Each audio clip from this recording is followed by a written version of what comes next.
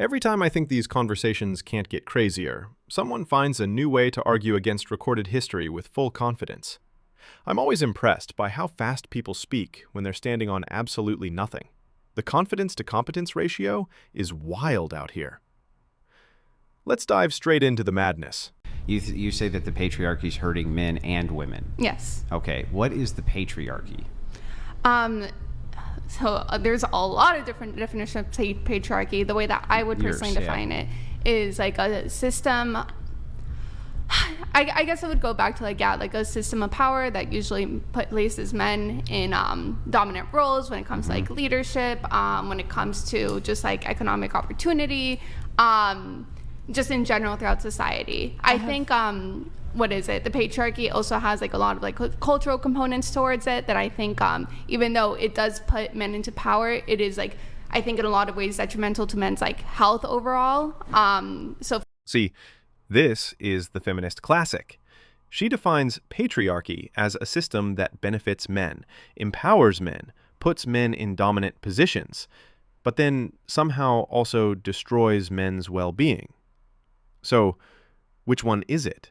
You can't simultaneously argue that men engineered a system to give themselves all the advantages and that the same system is hurting them. It makes no sense. The problem here is the definition is completely elastic. It bends to whatever point she wants to make in the moment. If men succeed, patriarchy did it. If men struggle, patriarchy also did it. It's unfalsifiable. You can blame this invisible system for literally anything. And if patriarchy is so harmful to men, why do modern men collapse in the absence of it? Crime, fatherlessness, addiction, instability, all worse when traditional male roles are removed. For example, like in our society, a lot of things that we consider to be integral to being a leader, I don't think actually follow leadership and actually are like really bad for the individual. So this idea of, for example, somebody who doesn't show emotion, like Stoicism, but to the extreme, right?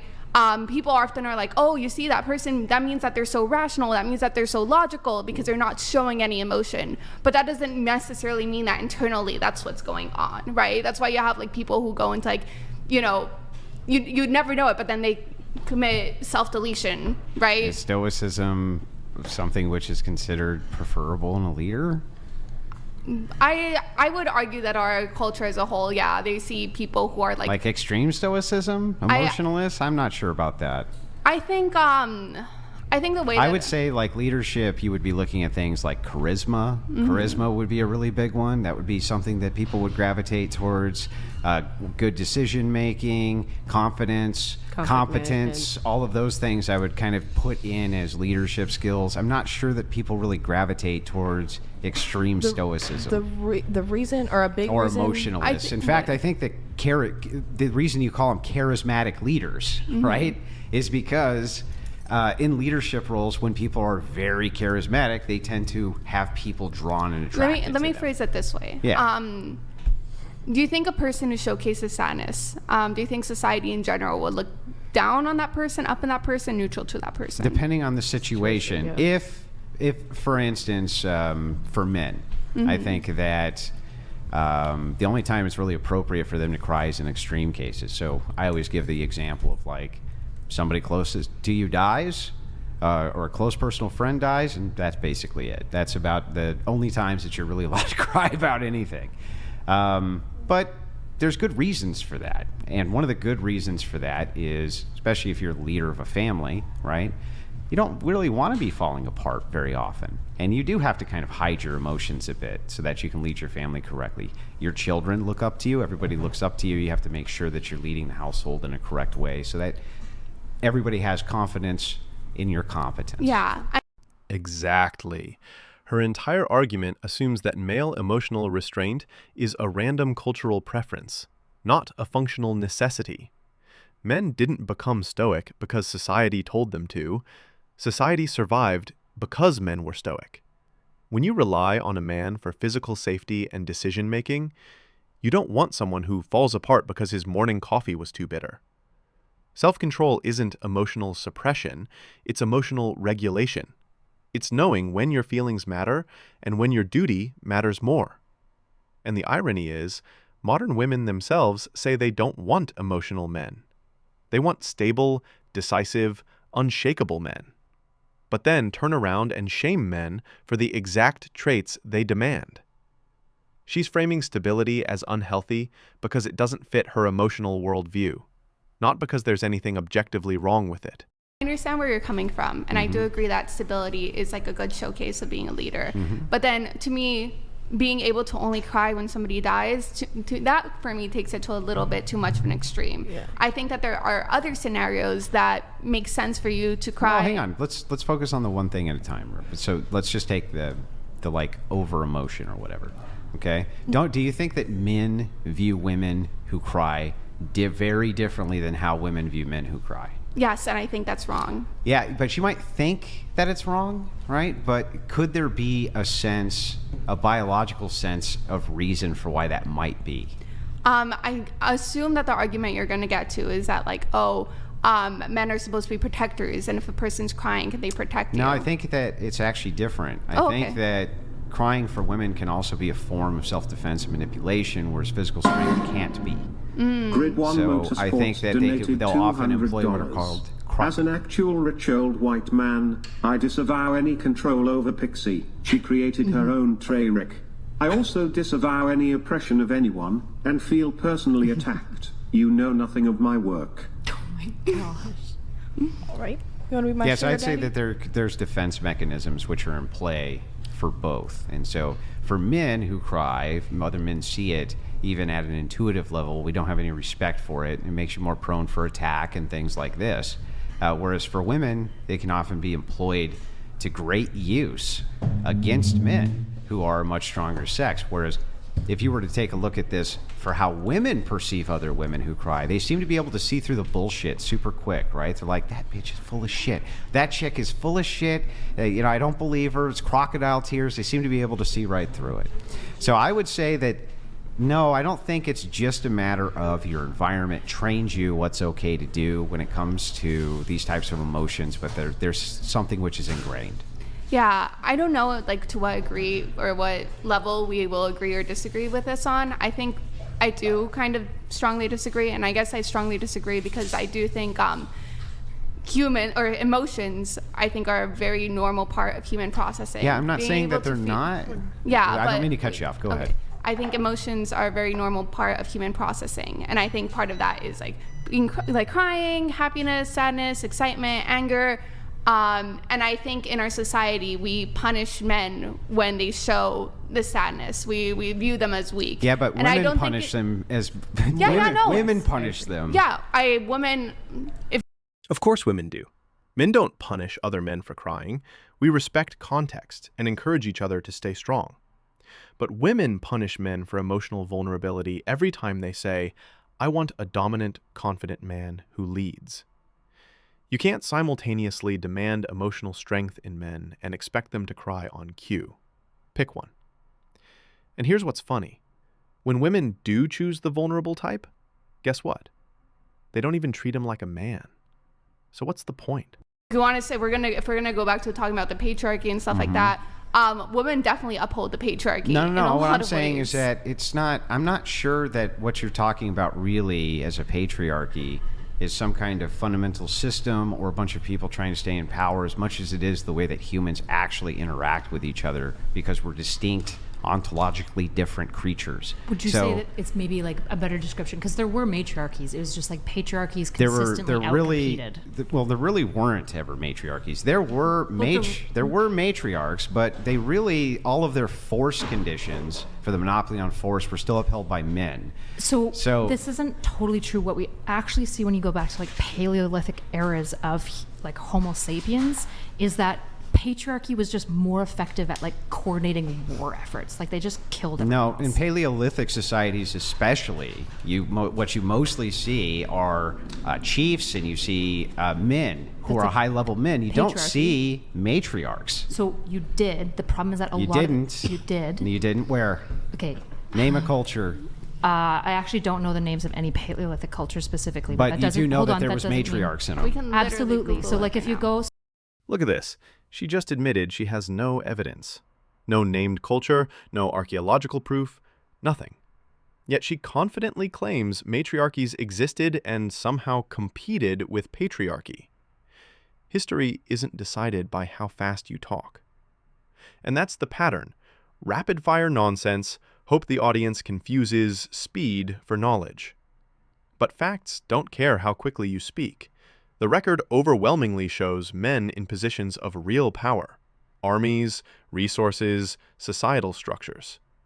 Everything else is just fantasy. So there's a really good book I'd recommend. It's called Sapiens. It's by Yuval Harari, and it tracks basically the evolution of like Homo sapiens psychology specifically, because we need to understand that, like, for example, a secular argument for Abrahamic religions is that it's been bar none the most evolutionarily successful at setting up the best societies ever, which is why it's the most dominant thing. It's not this like crazy evil thing. The same thing with patriarchies. It's reasonable to presume, especially when you get into like these lost tribes and we do see matriarchies, not as often, but often enough, that there were lots of matriarchies, but the reality is that the patriarchy was fundamentally a more competitive organizational system. Let's get this straight. There's never been a true matriarchy. What people point to are matrilineal societies: Iroquois, Minangkabau, Masuo, Akan. Sure, women inherited property, ran households, and had some influence. But men still controlled armies, politics, and law.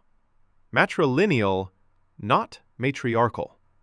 Saying matriarchies existed because women had some power is like claiming unicorns exist because horses do. Like I said, absolute fantasy. Let's grant for a second that even that's true. That there was matriarchies within Paleolithic societies. Okay, I'll grant you for the sake of argument. In recorded history, of which there's about 6,000-7,000 years, there could be some things pre that, but we had like the Library of Alexandria burned down, so we don't know. We lost a lot. Okay, so we don't really know how far back it goes.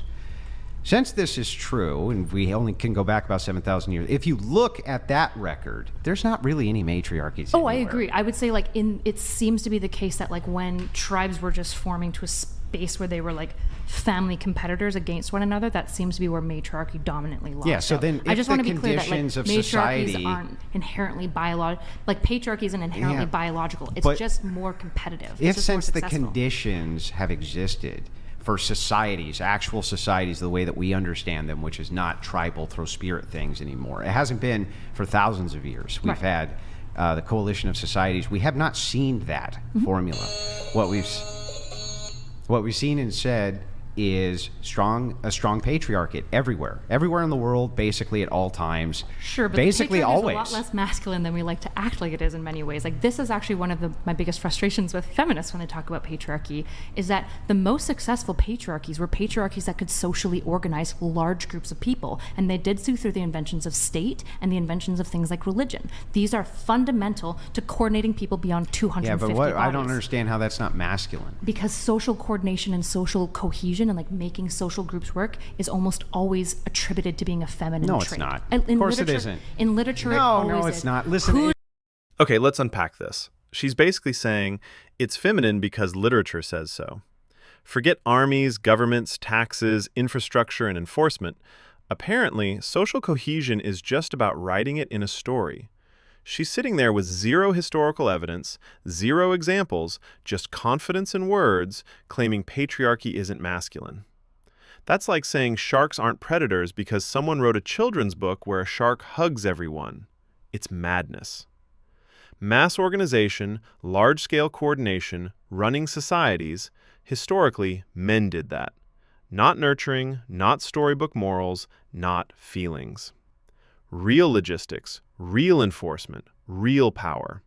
And yet here she is, spinning fairy tales at high speed, thinking fast talk makes nonsense suddenly sound profound.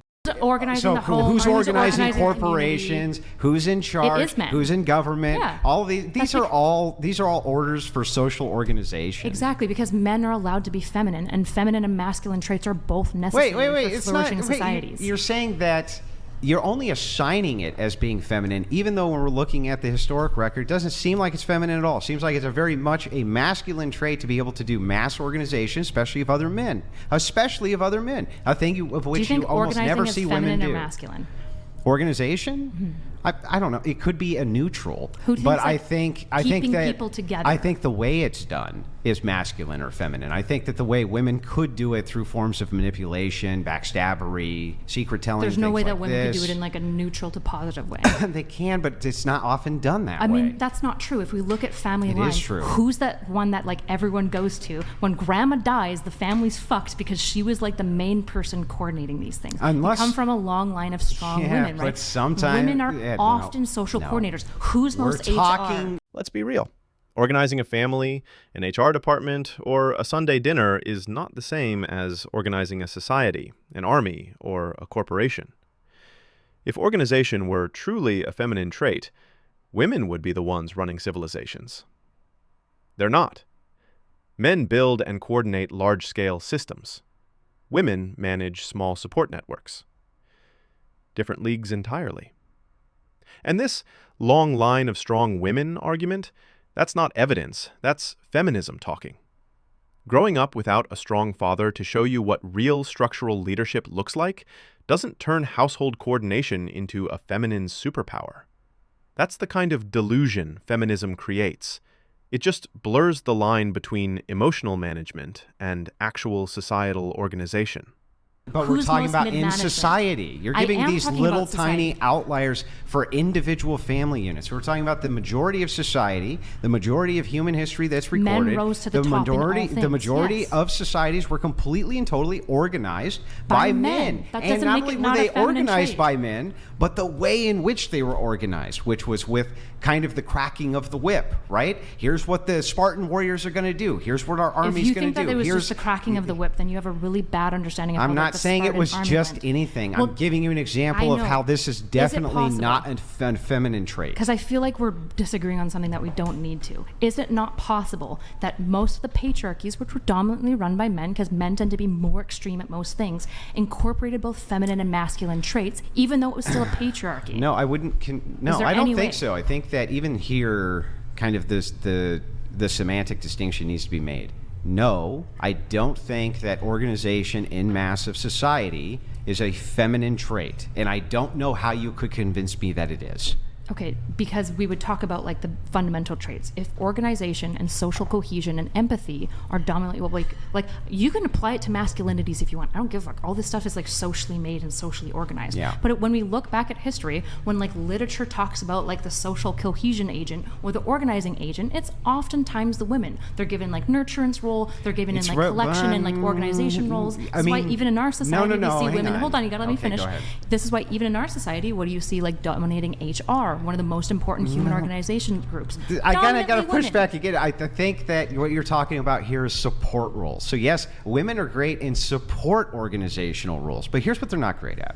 They're not great quartermasters. They're not great equipment masters. They're not great at organizing armies. They're not great at any of that. What they are great is at smaller tasks like paymasters, organizing for food, organizing for cookware, things like this. Though before we, could organize women to do cooking, basically the Roman legions would go around and actually collect food themselves. But what I'm saying to you is that no, I think that for smaller tasks, for support tasks, yes, nursing, things like this.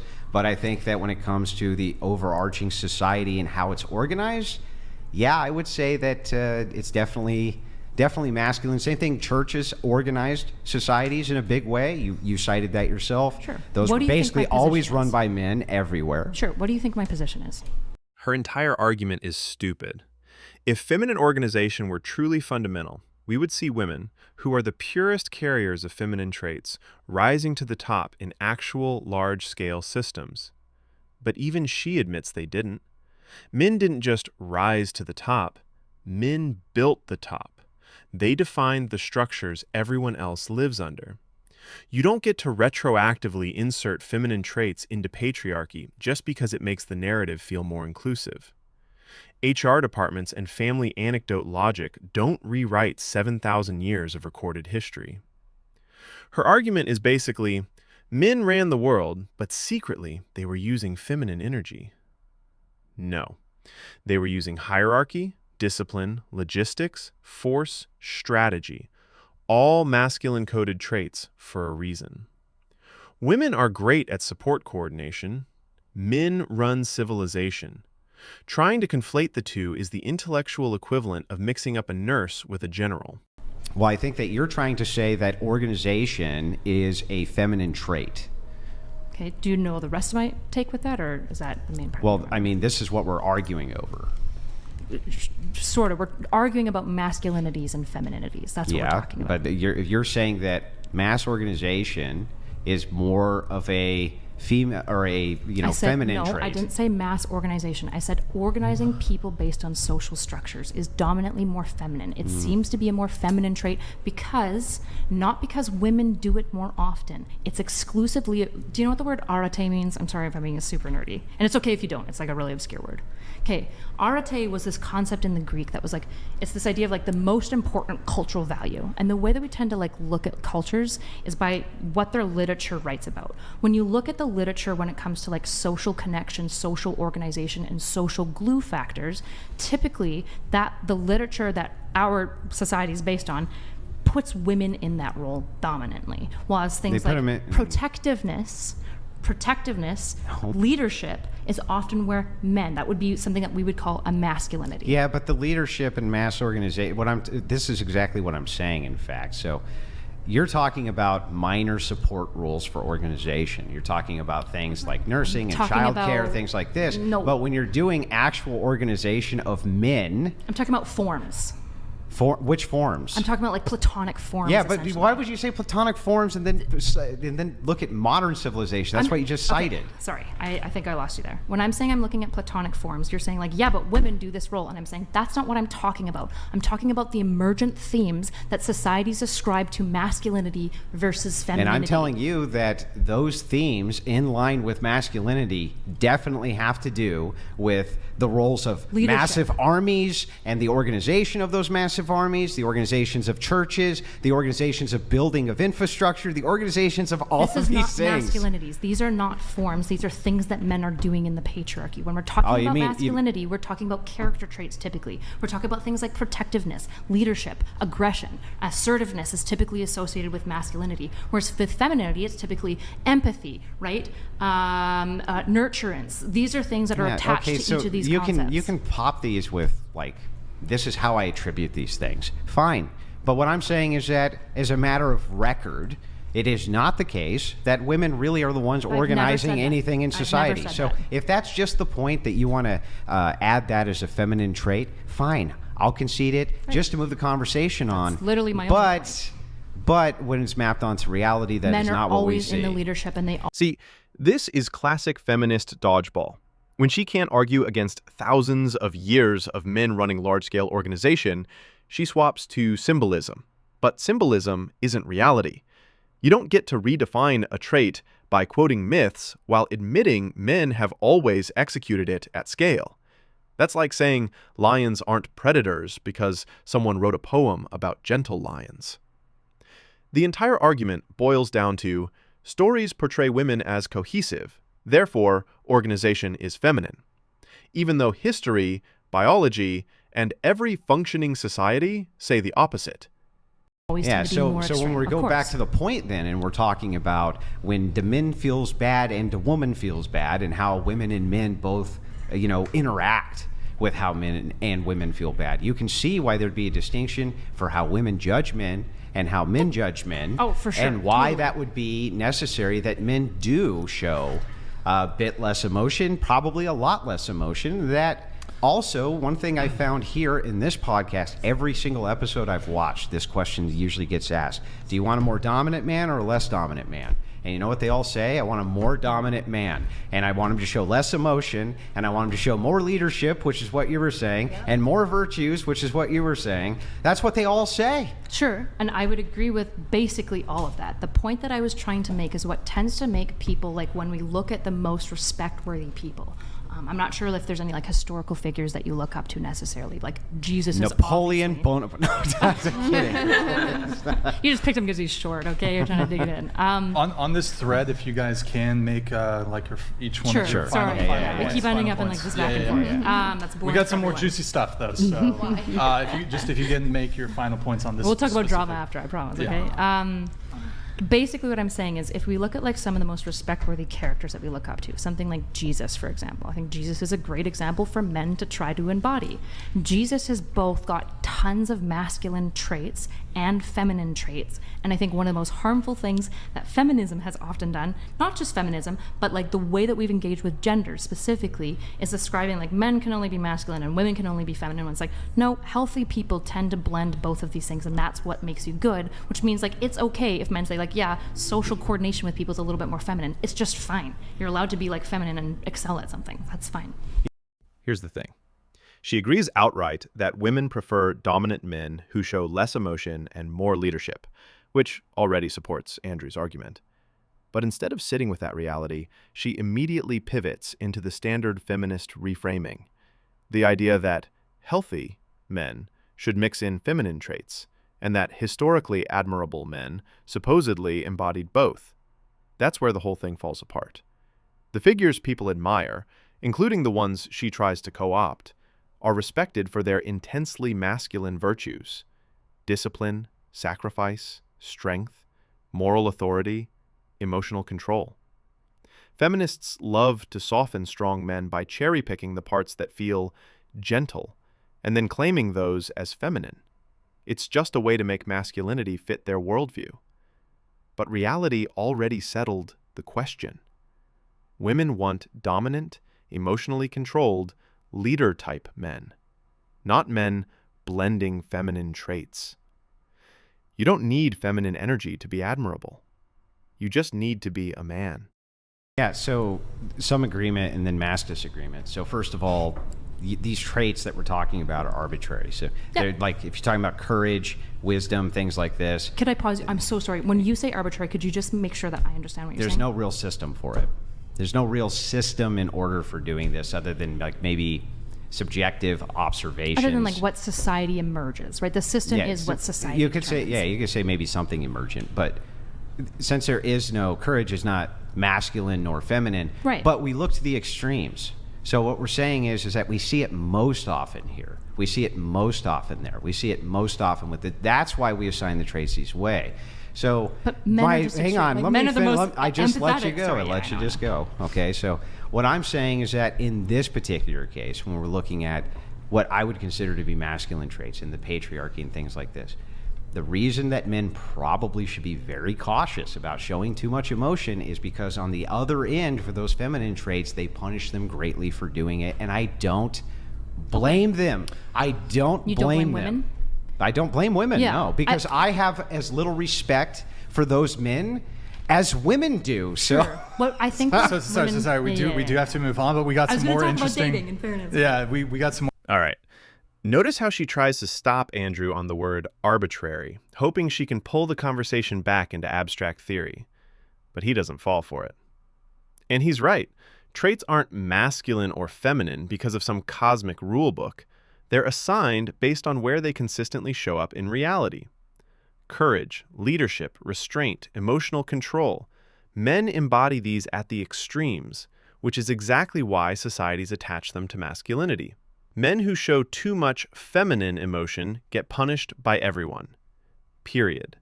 Feminists can't handle it, but reality doesn't care. Hit that like button if this makes sense, to help push the video out to more people. Comment your thoughts and subscribe for more reality checks like this.